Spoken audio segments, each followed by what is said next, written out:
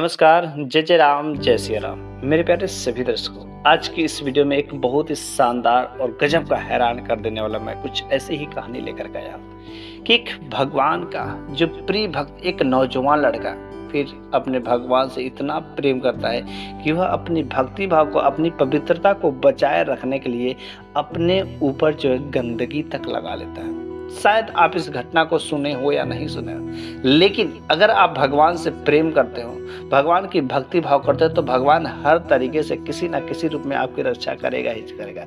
लेकिन आप भगवान से प्रेम करते, इसका प्रमाण इसके लिए आप क्या देते हैं? तो बस आज के दिन आप इस वीडियो के अंत तक रहेंगे तो अवश्य आप जो बहुत कुछ ऐसी भी चीजें सीखने को मिलेगा जो आज तक आपने सीखा ही नहीं होगा।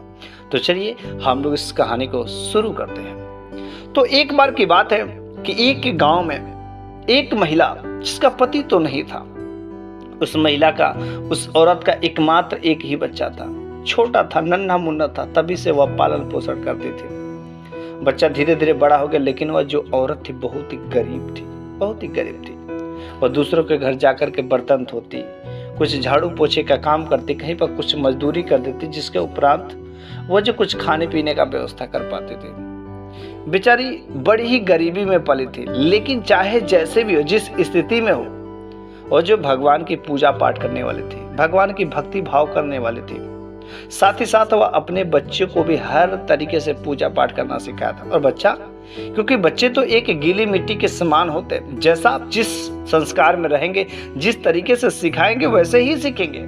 और उस माँ ने ठीक वैसा ही सारे के सारे अच्छे नियमों को, बड़ों का आदर सम्मान करना, पंडित पुजारी भगवान की सेवा करना, लोगों से बेजुबान नहीं लड़ाना, ऐसे अनेक प्रकार के कुछ जो भी संस्कार के नियम होते हैं, बहुत ही संस्कारी वो भी थी और अपने बच्चों को ठीक वैसा ही सिखाती। बच्चा भी भगवान की भक्ति भाव करने में बड़ा ही मन लगता, और दिन पर दिन जैसे जैसे बच्चा बड़ा होता गया, भगवान की भक्ति भाव करने में उसका मन और ही रमता गया। जहाँ पर भी उसका घर था, उसके घर से कुछ दूरी पर जो है एक भगवान का मंदिर था, और वह बच्चा अक्सर जो उस मंदिर पर जो है समय बिताया करता था, क्योंकि दिन के समय में उसकी माँ इधर उधर जो चौका बर्तन, कुछ झाड़ू पोछा करके कुछ पैसे का, कुछ खाने पीने का इंतजाम करते थे, और भली बात से उसका हो जाता था। लेकिन ये बच्चा पूरा का पूरा दिन मंदिर पर रहता था। जो मंदिर का पुजारी था, उस बच्चे को बड़ा जानता मानता था, और वह हमेशा कहता था कि बाबा जी, अगर आपकी कृपा होती, अगर आप एक बार परमिशन देते हैं तो हम यहीं पर मंदिर के पुजारी बन जाते, बड़ा मन करता है, बड़ी अच्छी लगती है भक्ति भाव करने में।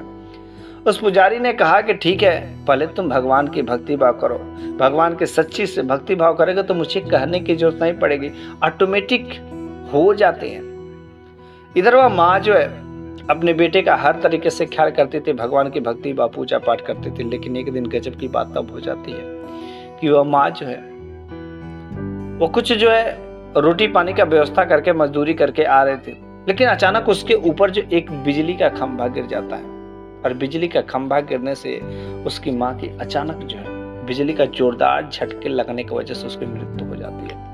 बेचारा वो बच्चा लड़का भगे भगे अपनी माँ के पास में जाता, लेकिन उसके पास इतने सारे पैसे भी नहीं थे कि वो अपनी माँ को सही तरीके से इलाज करा सके। कुछ गाँव वालों ने सहयोग भी दिया कि चलो ठीक है, किसी हॉस्पिटल में ले चलते, लेकिन हॉस्पिटल तक ले जाते उसकी माँ ने दम तोड़ दिया।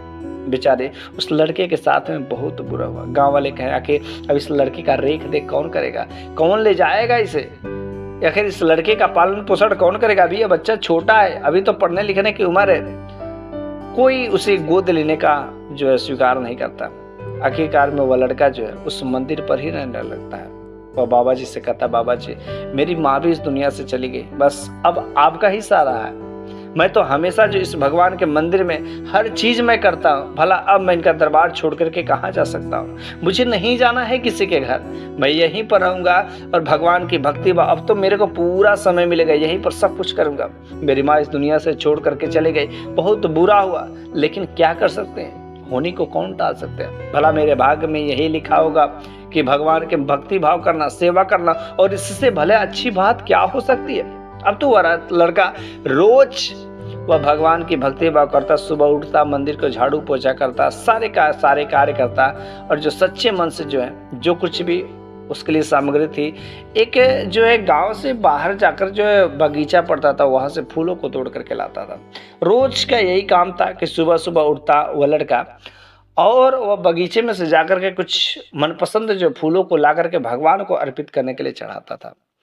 वह लड़का बहुत ही पवित्र था।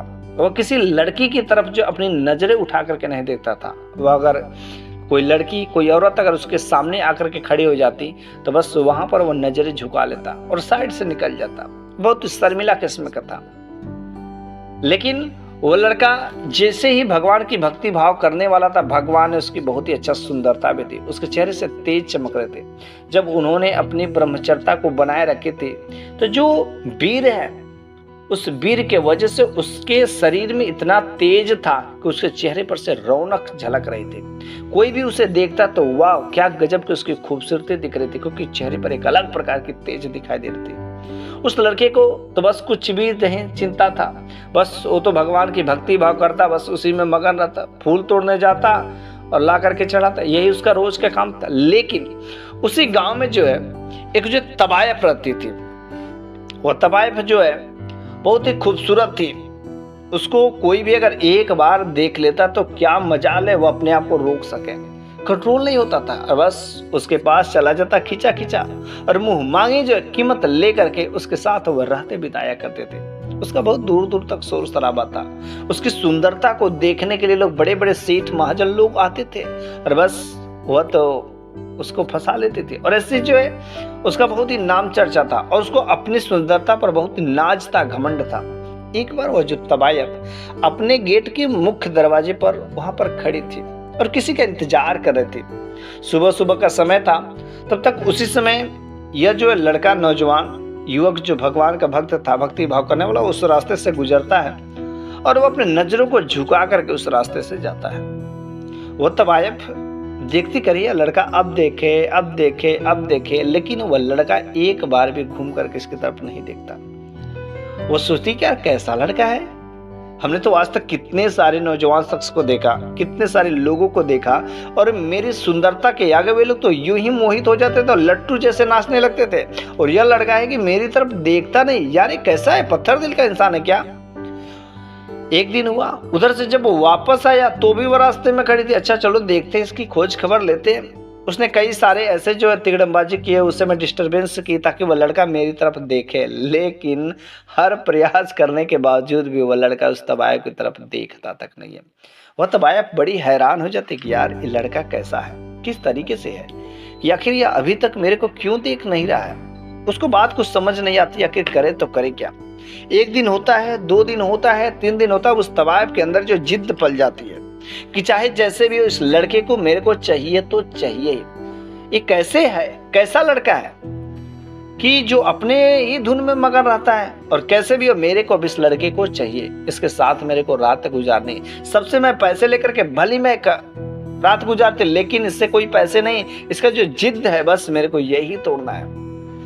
अब वो तबायफ जो हर तरीके से चाल चलती है, रास्ते में आकर के खड़ी हो जाती है, उसके बावजूद भी सारा का सारा प्लान जो उसका असफल हो जाता है। वो लड़का शांति से, धीरे से, दबे पांव से, नजरों झुका कर वहां से चला जाता था। एक दिन तबायफ जो थक हार जाती है तो उसके बगल में जो है एक बूढ़ी दादी माँ रहती थी।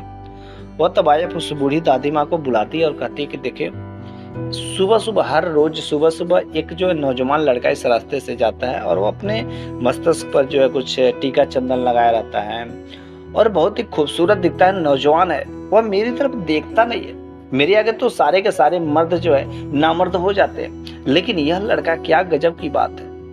मेरे को कुछ भी हो उस लड़के को चाहिए, चाहे आप कोई भी चाल चलिए, इसके लिए मैं आपको ऊंची रकम दूंगा। किसी बहाने, किसी कैसे भी, किसी तरीके से बस मेरे बेडरूम में उसको ला दीजिए, उसके बाद से हम आपको मुंह मांगा पैसे दे देंगे। ऊंची रकम की बात हो जाती है।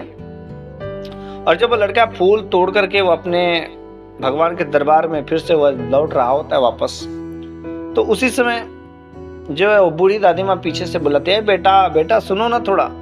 जिसे बूढ़ी दादी माँ बेटा करके बुलाती है, तुरंत वह लड़का वहीं पर थम जाता है और वह जब पीछे घूम करके देखता है कि एक बूढ़ी दादी माँ है।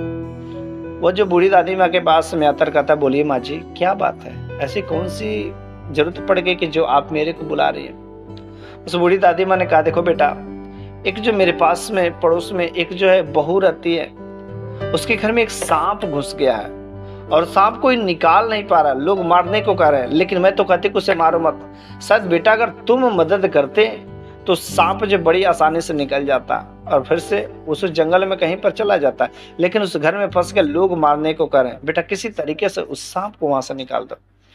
वह लड़का जो कि भगवान का भक्त था, प्राणियों पर दया करने वाला था, वो लड़का कहता कि अवश्य माँ जी घबराइए नहीं, कहाँ पर सांप है, जल्दी चलिए, मैं किसी तरीके से मेरे को बचाना है तो बचाना है। तो बूढ़ी दादी बाप उस लड़के को ले करके जाती है और फिर जो है उस तबायब के पीछे वाले रास्ते से उसके घर में ले करके जाती हैं, उसके बेडरूम में ले जा करके कहती है कि बेटा बैठो यहीं पर, अभी मैं आती हूँ और तब मैं तुमको बताती हूँ किस जगह पर सांप है। फिर वह जो बूढ़ी दादी माँ उस तबायब के घर में पीछे वाले रास्ते से उस लड़के का प्रवेश करा करके वहां पर बैठा करके वह जो उस घर से बाहर चली जाती है। कुछ देर बीते जाते वह लड़का समझता है कि अब आएंगी किस जगह पर। तब तक जो एक खूबसूरत लड़की वही तबायब खूब सच धज के उस लड़के के सामने में आती है। वह जो लड़का देख करके इतनी खूबसूरत स्त्री को देख करके थोड़ा उसका मन तो विचलित जरूर होता है, लेकिन कहता कि आपने मेरे को यहाँ पर किस लिए बुलाया? मेरे को तो उस बूढ़ी दादी ने बुलाया, सांप आपके घर में, आपका घर में किस जगह पर सांप है, बताइए तो।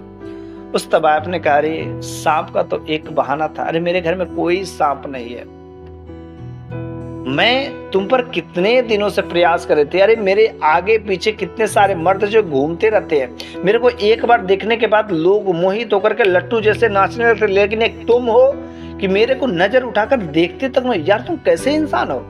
इसलिए मैंने जिद किया है कि अब जो तेरी जो पवित्रता है, तो जो तो अपने आप को बड़ा पवित्र मानता है, आज तेरी पवित्रता किसी भी तरीके से नष्ट करनी है। आज तेरे को मेरे साथ रात गुजारनी पड़ेगी। ये बात मैं किसी से नहीं कहूंगी, घबराओ मत, मैं किसी से कहूंगी नहीं। और मैं तो लोगों से मुंह मांगा पैसा मांग करके रातें बिताया करती, लेकिन मैं तुमसे कोई पैसे नहीं लूंगी, मैं तुमसे कोई चार्ज नहीं लूंगी, कोई रुपये पैसे नहीं लेंगे। मेरे को कुछ ना चाहिए, बस मेरे को तू चाहिए। मेरे अंदर का जो हवस जो उठ रहा है ना, बस तू मेरे को शांत कर दे। वो लड़का कहता अरे भगवान से तो डरो, मैं एक भगवान का भक्त हूँ और मैं भला ये ऐसे गलत काम कैसे कर सकता हूँ। मैं सिवाय अपने पत्नी के किसी दूसरे के साथ में कोई ऐसा कभी गलत काम नहीं कर सकता हूँ। ये जो है जायज नहीं है, नाजायज है। भला तो मेरे साथ ऐसी जबरदस्ती कामें मत करो। वो तबायब कहती है कि अरे छोड़, ये सब नियम की बातें मेरे से नहीं सुनी जाती, नियम की बातें सुनेंगे तब तो मेरा पेट ही नहीं भरेगा। चलो जल्दी तैयार हो जा और जल्दी से आ जा मेरे साथ में, और जब मेरे अंदर की भूख है उसको शांत कर। वो लड़का कहता अरे बेशर्म कर, अरे मैं भगवान का भक्त हूँ, मेरे को छोड़ दो, अरे कुछ भी करो यार, मेरे को छोड़ दो, मैं तुम्हारे आगे पैर पड़ता हूँ, तुम्हारे आगे हाथ जोड़ता हूँ, नतमस्तक हो जाता हूँ। वह गिड़गिड़ाता है अपने आप को बचाने के लिए, मेरे को छोड़ दो। लेकिन वो तबायब कहती है अरे कुछ भी हो जाए मैं तेरे को छोड़ने वाली नहीं हूँ। अगर तू यहाँ से भागने की अगर कोशिश किया तो सोच लो मैं अपने कपड़े फाड़ लूंगी, फिर जो हल्ला करने लगूंगी, शोर शराबा करने लगूंगी, ताकि लोग तुमको तुरंत उसी दिन पवित्रता उसी समय नष्ट हो जाएगी और लोग तुम्हें मारेंगे भी, पीटेंगे। क्या चाहते हो, किसमें भलाई है? भलाई इसी में है कि मेरे साथ आओ और अच्छे से काम कर लो जैसा मैं कहती हूँ। लेकिन अगर जबरदस्ती किया तो मैं शोर शराबा अवश्य करूंगी। अगल बगल के लोग जो है, एक बुलाहट पर कितने लोग इकट्ठा हो जाएंगे, और पता है एक एक लाठी भी अगर तुमको मारेंगे तुम्हारी हसर क्या होगी, कभी तुमने सोचा? वो बेचारा लड़का बिल्कुल डर जाता है। अब वो भगवान को याद करने लगता है, हे भगवान, अरे मैं किस मुसीबत में फंस गया। उधर पुजारी बाबा इंतजार कर रहे होंगे कि फूलों को लेकर के क्यों नहीं आ रहा है, और आज इधर मैं किस मुसीबत में फंसा हूँ, मुझे कुछ समझ नहीं आ रहा है। हे भगवान कुछ ऐसा रास्ता तो दिखाओ। वो लड़का मजबूर था। वो तबायब कहते अरे सोच क्या रहे हो, जल्दी आओ जल्दी आओ। वो लड़की, वो तबायब जो उसका हाथ पकड़ कर बिस्तर पे ले जाती है, उसके कपड़े निकाल देती है।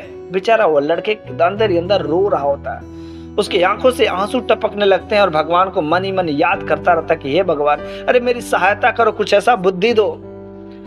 बेचारा वह बिल्कुल लाचार हो गया रहता है।